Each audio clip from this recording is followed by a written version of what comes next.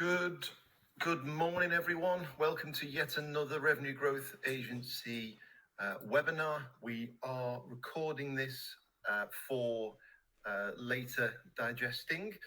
We're also recording it for Spotify on the audio platforms as well, so feel free to download it on there as well.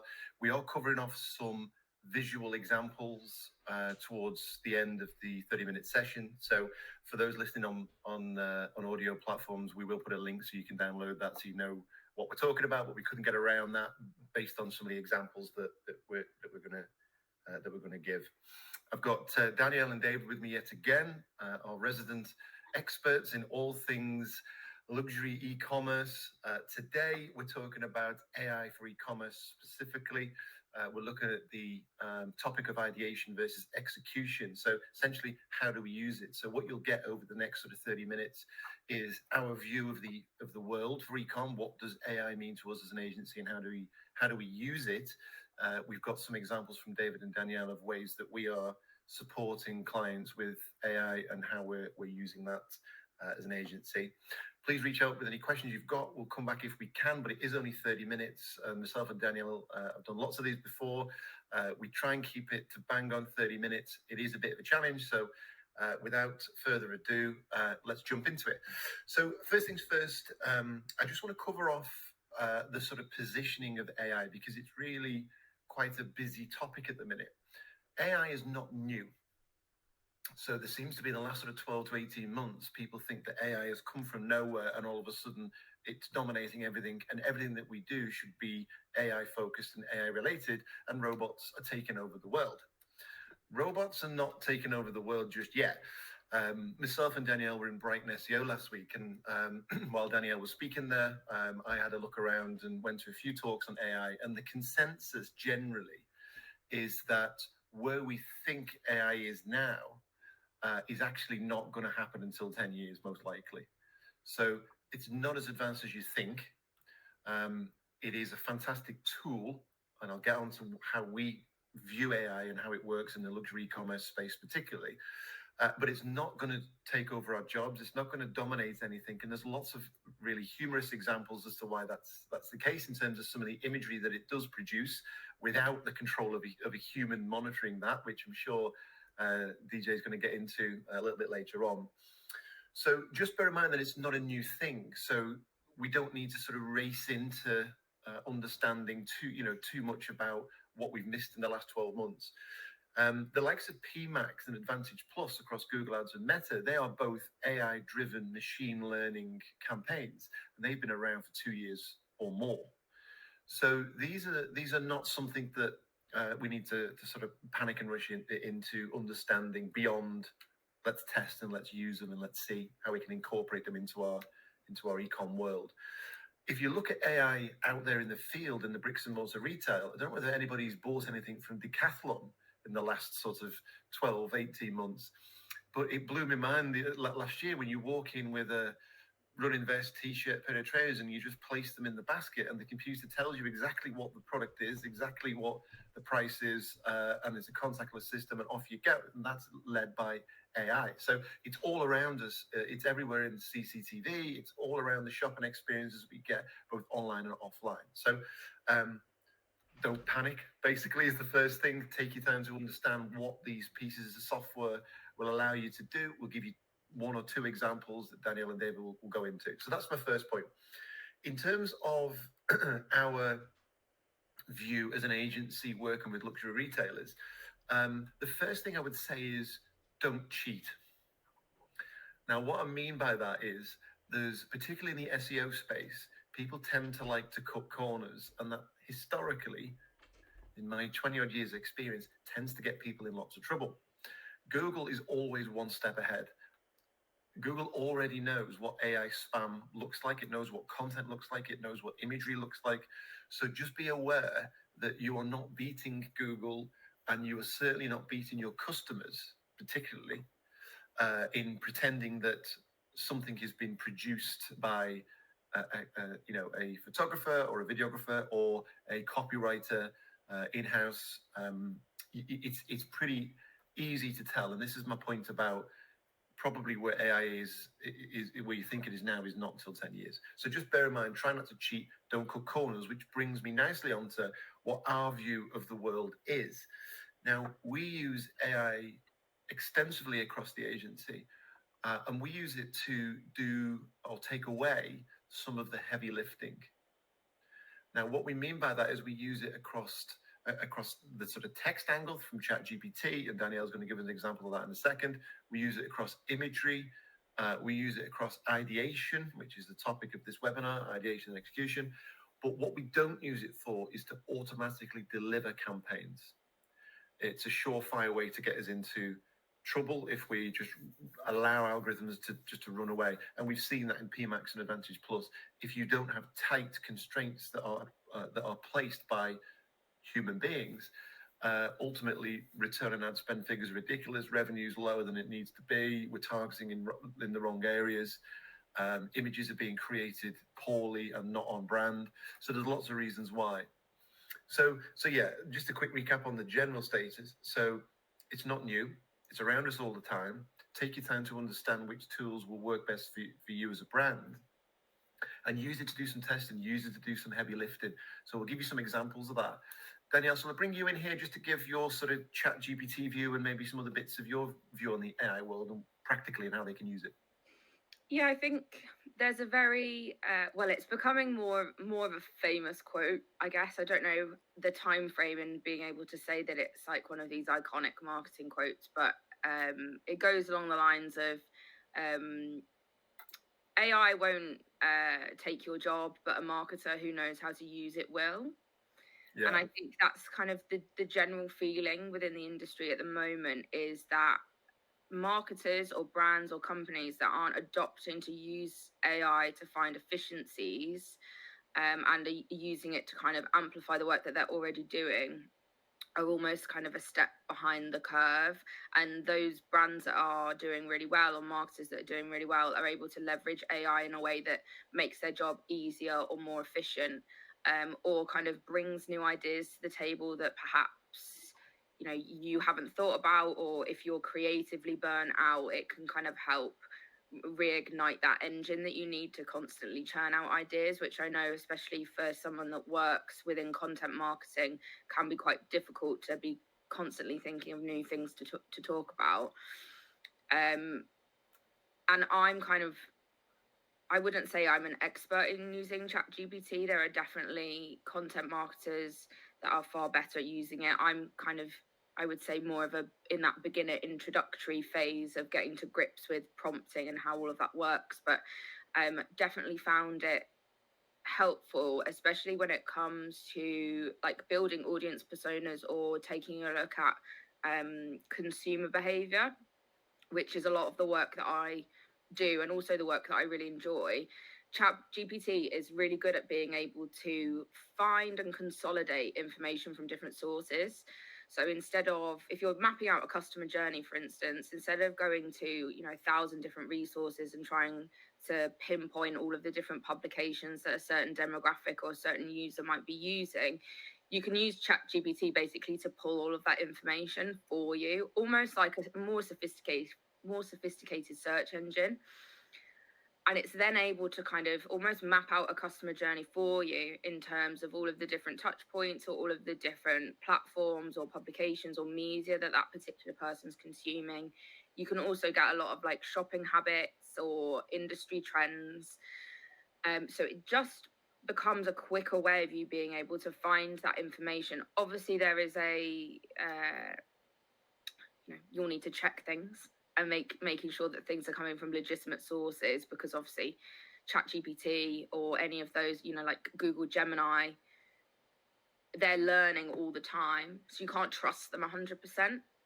But for something like mapping a consumer journey or building an audience persona or an ICP or anything like that, they can be really helpful tools.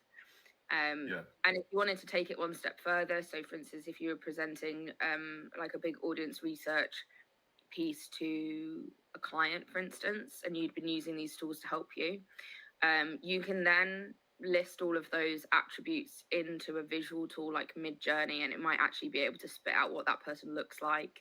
So you get kind of a visual element. So the things can kind of work together. And then obviously other like email subject lines, ideas for ad copy. So as a recent example, I don't tend to write for a male audience in general. A lot of our clients are female, for a female audience, but I did have to write for a male audience, and I don't know how to do that as well.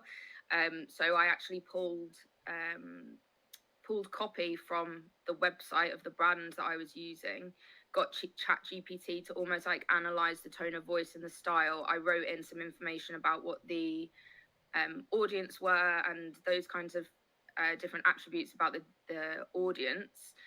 And it then gave me ideas of the tone of voice I could then write ad copy in. Now, I didn't directly take any of the ad copy suggestions because I tend to find it talks a bit like a robot. Yeah. But it just helped me kind of figure out the rhythm and the style that I would need to adapt to in order to write for a slightly different audience than what I'm used to.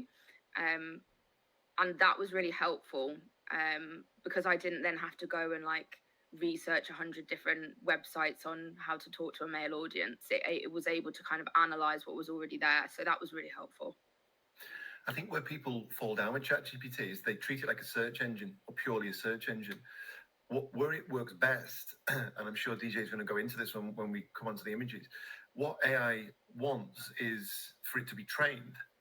And so the first result that it produces back from an initial input, don't accept that as the final answer. You can go back and question that. So if you're looking for a particular research about a specific persona and it gives you some research, you can go back and suggest, actually, I don't think that's right, but what about this age group instead? And it will add, you're almost teaching it what actually you're looking to find. So don't just use ChatGPT as, who's buying, 300 euro shoes that's over the age of 45. Go back and sort of, filter down a bit. Yeah, I would also say as well, because there is so many different nuances based on kind of where the purchaser is. So we know, for instance, that selling to a UK audience, the messaging has to be slightly different to if you were selling to a US audience or a European audience, because English people notoriously hate being sold to. So you can't use overly salesy messaging because we don't like it.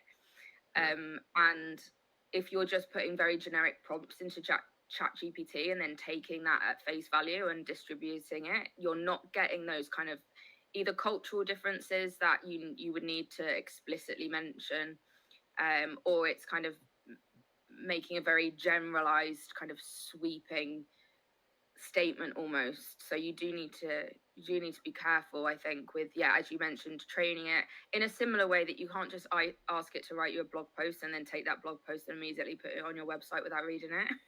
No, absolutely. Because they, as you say, those things need training. It's like a dog. Like it needs repetition, it needs iterations. And I sometimes think that, especially with things like blog posts, would it have taken you the same amount of time to just write it yourself from scratch? Yeah. After you've done all of those iterations and you've thought about, oh God, this needs changing, training, could you have just sat down and actually written it and had it good, had it really good the first time round? So that plays on my mind sometimes when I'm spending ages trying to get it right. I could have just done it myself from the start. I think we're still in that place where you need to make that decision. That's why using it for ideation and it's not taking over our jobs as strategists is super valid. There's an interesting way that we've used it before, which is ChatGPT is great to produce lots of content very quickly, and a lot of people are just publishing it as a blog. Just put loads of topics, click, I want to write 400-word article on this topic, click submit, copy and paste into the blog, and off you go. But the challenge with this is that the blog space, and it's the very same as the ad space on Meta and many other places, is cluttered. It's busy with lots of average imagery. It's cluttered with lots of average articles. And so what we encourage our clients to do is to stop and think, what's everyone else producing, whether it's a content or a meta ad or whatever the case may be. What's everyone producing? Produce something different, something that gets clarity and positions you as a standout to all of the noise. And using automated AI to produce that content is not going to do that. That's got to come from your brains. It's got to come from your brand story, isn't it? Yeah, because could you imagine if two footwear brands both wrote a very similar prompt into ChatGPT about, the 5 styling ways for sandals this summer, and it spat out essentially the same article, and you're both just publishing that, then that's how SERPs get so cluttered with loads of really similar articles. And I know that Google are trying to crack down on ranking AI generated content and trying to make sure that they're ranking more quality content above things, but it is difficult to, and Google's such a black box. It's so difficult to manage and to understand the expectations of how that's going to work. Yeah. And also, I think it just loses the personality of the brand, especially in content. If you're using it to produce content ideas that are removed from what you would normally post about, or the language or the tone of voice is different to what you would how you would normally present your brand, then you're not producing that consistency that as consumers we need in order to trust your brand or relate to you in some way. And community is so huge that I think if you're starting to replace your native content with something that's AI generated and it doesn't have that same relatability, then you're gonna start losing customers because you've lost that relationship. So I definitely think we're still in a place where you can't use it to replace a human writing something, because I think I'm biased as a marketer. I can tell the difference immediately between a caption on Instagram that's been written by a human and one that's been written by any kind of AI tool. And that's not to say that every consumer is going to notice that difference, but a handful of them probably will. Yeah. And last quick one on this, example wise, for the listeners to maybe use, is our view of the world to get this cut through is that we build ads that are in the sort of build stage, so upper funnel, the storytell stage, and the sell stage at the bottom. What we can use ChatGPT to do is help us with the ideation of what build stage ads are going to resonate with our target audience, what type of storytell ads are going to resonate with our target audience, and also how people buy or what are they most likely to engage. So we can get a really good idea from a campaign level across those 3 stages of the funnel as what's going to work and what's going to resonate even before the ads go live. So it gives us this ability to sort of see into the future a little bit, or certainly give us a good feel as to what's going to work and what's not going to work. And that, from talking to dozens and dozens of brands in the luxury retail space, most of the missing pieces in their growth jigsaw are that they don't have enough upper and middle, so build and storytell type ads or type creative that are trying to cut across and give their point of difference. And that's how people are going to find them, follow them, like them, engage and buy. So use AI to do some of the heavy lifting of finding what is going to resonate with this target audience at the upper funnel and middle funnel, and use that to start to think about some ideas that you could use to get your brand story out and why that's different. Thanks for Danielle. So now we're going to segue nicely from the ideation. And in fact, we've given some execution ideas there as well. But from an execution point of view, DJ has been leading the exploration, I think is the right phrase within the agency, to look at how we can actually use AI visually, so producing images, in order to sort of support our clients' growth. Do you want to take over here, David? I know you want to share some screens. You want to give some background first? I'll hand it over to you. Sure. Yeah, sure. So I want to come back because the topic today is ideation vs execution. So I'm basically what I'm doing most of my time is paid media, and so basically I put ad live for our client. I analyze a lot of data. I measure the efficiency of those ads via several KPIs, etc. In the execution scope field, AI is already there, as you mentioned. The auctions on the paid ad platforms are massively totally driven by AI, just to facilitate things on the media side, on the platform side, on our side as well. And today also the audience building is mostly driven by AI. Gone are the day where you would say, I want my ad to be seen by 35-year-old female that lives in New York, that are watching Friends and Sex in the City, and also subscriber to Vogue magazines. Now AI is kind of shortcutting all this and finding for us the people who are most likely to convert. They make tests. When they find those people, they analyze data points, and then they find what's common to those profiles, and they go targeting them. So this is called Facebook does that through the Advantage Plus audiences, etc. So that's the execution really, and it's already there. Now, in terms of ideation, you extensively talk about ChatGPT. I've used this a bit on my side. For example, when sometimes a client does not really have copy that are ready, and when you send an email and say, "Hey guys, any idea for the copy I could put with those images or those videos?" and then you have 24 hours that pass, and you can feel that on the client side something is blocked. No one wants to step in, or the roles are not really defined. That I admit I've jumped into ChatGPT and say, give me an idea of what the copy should be for a brand that does this, that targets that, etc., etc. And I would send that to the client and say, I've came up with that. What do you think? And sometimes it would be very useful to unlock the situation with the client, because the client, for any reason, I think, and it's very psychological and it's human, and we can use ChatGPT to kind of unlock our own procrastination. But for any reason, we tend, I've seen, we tend to act a bit more, less on the white page, but more to the constructed idea that we don't really agree with.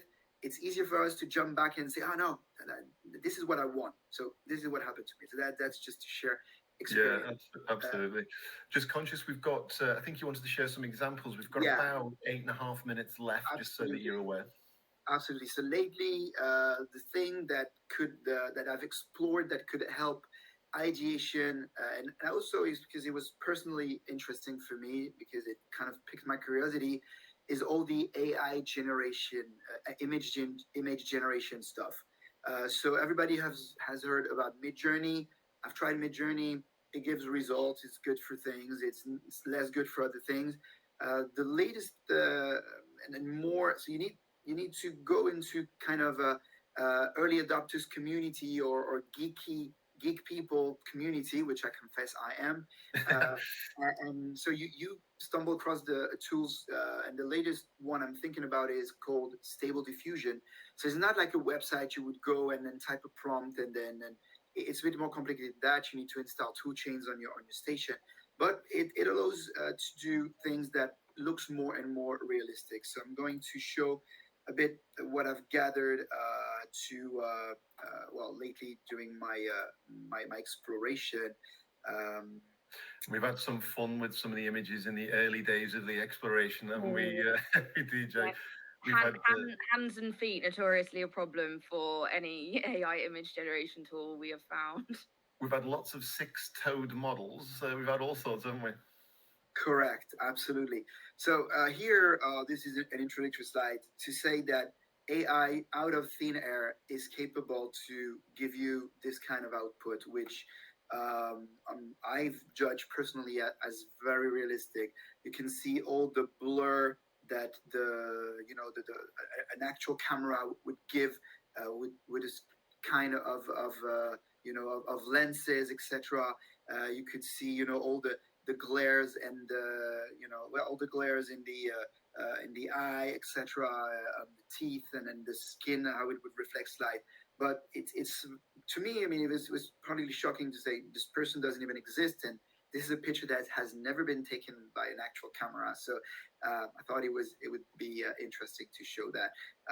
Another type of output AI is capable of giving you. This is a frog dressed in Batman, and this is another type of a description of a lady that looks a bit more like cosplay manga, and I think it's aesthetically is quite good. So lately we had a client that is more in the fashion, summer fashion industry, and so I wanted to check what it would be if I prompt a description of a physique of a character, and also prompt that the scene would took place in the agency around Greece and Crete, the Mediterranean. And so this is the type of output I got, which I believe was quite good. And then the next the next step I've took is I've selected a set of images of a specific product of one of our clients. So this is a sandals called Nectaria. And I've managed, found the tool chain and spend time on it. I mean, it's not something that you do. You need to spend time on it. That where it stands now, I'm sure it's going to evolve and it'll be made more and more easy. You know, we just upload your images, let it sleep for an hour. You will receive an email maybe in the future saying your data set is ready, your model is ready.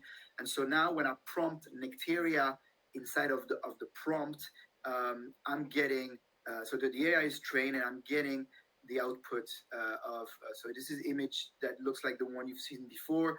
The difference is that maybe I don't know, I can zoom in here, but I'm just going to describe what I'm seeing also, especially for people listening to this presentation on Shopify and Spotify and audio only platform. So you can see a lady just in front of the Aegean Sea or Mediterranean Sea, and she's wearing a light summer dress. The scene takes place in a sunny environment where it's obviously summer, and she is wearing the Nectaria sandals. And all the 5 images I'm showing here are different models in different situations that are showing that are wearing Nectaria.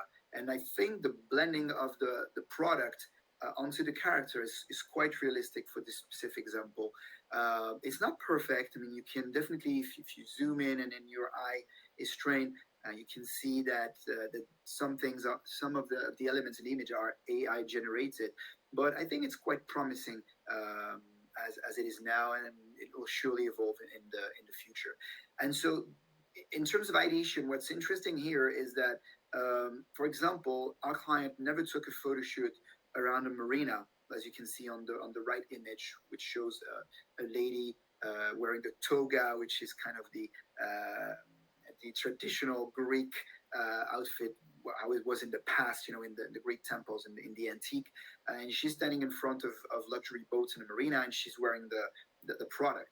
And so what we could do with that basically is think about several type of scenes, several type of environment, place the character in those different type of environment, generate images, and possibly go on that platform and test, you know, to see which one of those environments would provide the better CTR, which shows the engagement of the use of your targeted user towards one or another environment. And so you could decide, wow, the marina or the Greek temple really outperformed the other type of situation, and then you could decide, wow, our next photo shoots or our creative team should really work towards this type of environment. Our next photo shoot should take place in that type of environment. And we all know when you work in the paid media that each of the KPIs is important. If you increase your CTR by 0.5% or 1%, the difference could be massive at the end of the day on your bottom line. So yeah. So this is really things that AI could help you do and achieving in terms of ideation towards, you know, what's your next campaign or your next creative line, editorial line could be. So I hope it helped. Don't know if you guys had a question about it. Yeah, thanks for that, mate. Just a quick sort of finishing point on on the reason why we went down that route in terms of different backgrounds is that over the years, many clients have an idea of what the product looks like and where it needs to sit and the type of model that it needs to sit on and what location that may be. And they'll, you know, deploy 15, 20, 25,000 pounds worth of spend to get the right photographers, to get a videographer in place, without really knowing whether that's actually going to resonate with the audience or not. And what we use it for, or what we are about to use it for, is to test completely different environments, different models with different looks, different backgrounds, in terms of the landscape, position, whether it's sat down, stood up, lying down. And it allows us to then feed that information back into the creative team at the brand to say, what 1,000 impressions on Meta has taught us is that actually people don't like the sea background, but they love a marina background, and they've never shot in a marina before. So actually, let's get let's spend that 15, 20, 25,000 on the photo shoot in a marina, because we know already that that's going to resonate well with the audience. Exactly. Yeah. Just to quickly add to that, I know we're running out of time.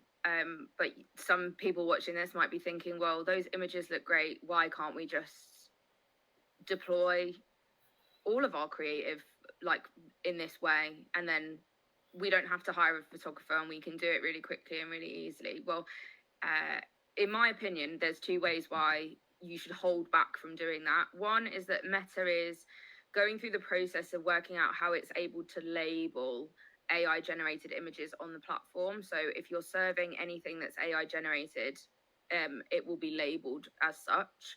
And you might not want people to know that. So bear that in mind. I know that on TikTok, when you scroll through your TikTok feed, there is a tag at the bottom that will tell you if something has either been AI generated or has had an element of AI input. So bear that in mind.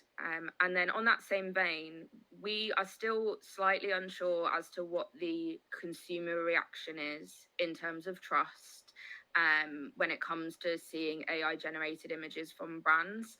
As I say, we're biased, or anyone that's got kind of a creative eye or a visual eye can probably identify AI generated images, but some consumers can't, or they can't quite put their finger on why something doesn't quite look the way that they expect it to look, that kind of uncanny valley situation. And we don't have enough information about how a consumer feels about consuming that content just yet. So I totally kind of agree with what Andy and David has said there in terms of using it to test on a slightly smaller scale. But I would be reluctant to advise brands to dive in headfirst and just start producing thousands and thousands of these images to put out across absolutely everything, because we don't have enough information yet in terms of what the general kind of market reaction is to these kinds of images and videos. You might have seen really good success with it, but I think it's still too much of a grey area to be able to kind of to swing yes or no either way. Absolutely.